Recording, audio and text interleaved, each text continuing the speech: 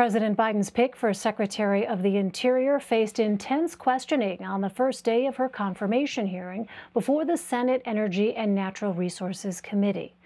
Democratic Congresswoman Deb Haaland of New Mexico is a member of the Laguna Pueblo tribe. If confirmed, she would be the first Native American cabinet secretary in U.S. history and helm a department with broad oversight over tribal affairs and energy development. I know how important oil and gas revenues are to critical services, but we must also recognize that the energy industry is innovating and our climate challenge must be addressed. Together, we can work to position our nation and all of its people for success in the future. And I am committed to working cooperatively with all stakeholders and all of Congress to strike the right balance going forward. Haaland is facing tough scrutiny from lawmakers representing oil and gas producing states. She was grilled on the pause President Biden has placed on new drilling on federal lands, as well as her own support for the Green New Deal. Your positions on energy are alarming to Mississippians. And what do you recommend I tell my constituents that are directly affected by this to assure them that their livelihoods and the way they make a living and provide for their families are still secure? I was the most bipartisan freshman in my first term in Congress. It's important that we're able to work together, and I can just promise you that I will listen to you.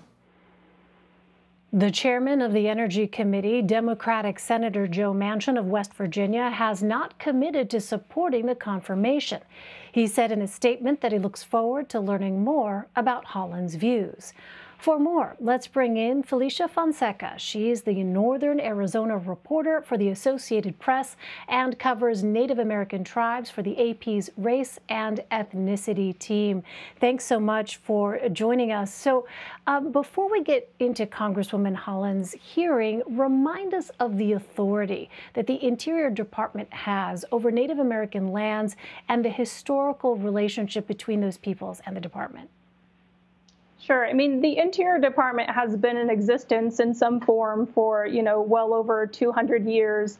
And it really oversees, millions of acres of land, including tribal reservations, but also, national parks, Bureau of Land Management, oversees coal, oil and gas development, that sort of thing. But really for Native Americans, it touches on nearly every aspect of their lives when we're talking about police forces for tribal reservations, if we're talking about Bureau of Indian Education, which runs schools in a number of states across the country.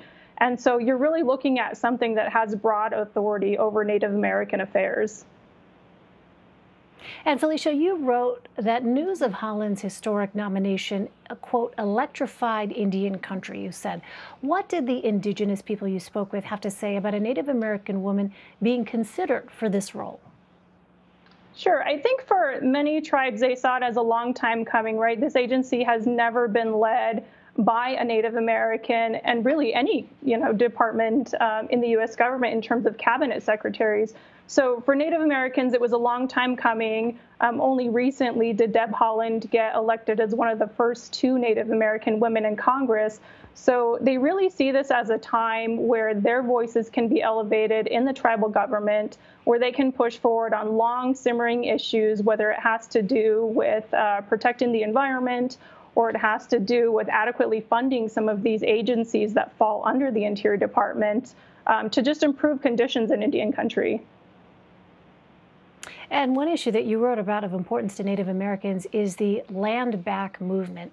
Tell us what that's about and what has Representative Haaland said about it? Sure. It's a broader movement that really talks about, for some tribal members, it's a form of reparations for Native Americans who gave up a lot of land in exchange, when the U.S. was formed, so that, they also could get in exchange, health care and public safety. And so now there's been a growing movement to at least let tribes be co-managers of some of these federal public lands where either close to their reservations or a part of their ancestral homelands. And some tribes have said, that we would like the land back outright. And one of those things that's been high on the list for many, many years is the Black Hills in the Lakota Nation.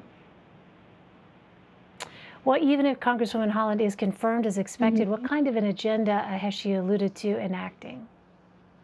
Sure, and we heard Representative Haaland this morning talk about wanting to make sure that there is some transition to renewable energy, recognizing the role that fossil fuels plays now, but to move away from that. She also talked about one of her main priorities, at least for Indian country, being expanding broadband. As we're seeing during the pandemic right now, a lot of, not only tribal communities, but rural areas are struggling.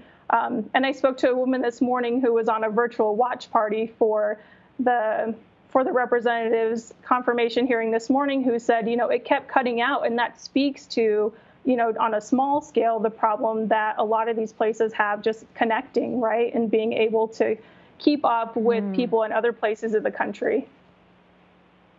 Yeah, it would really seem to underscore sort of the idea of just connection, right, at a moment when there is this very, for that community, symbolic event taking place. So it's been really interesting to read about the impact that just her nomination has had. Felicia Fonseca of the Associated Press. Felicia, thank you so much for taking the time to talk to us. Thanks, Really Elaine. Appreciate it.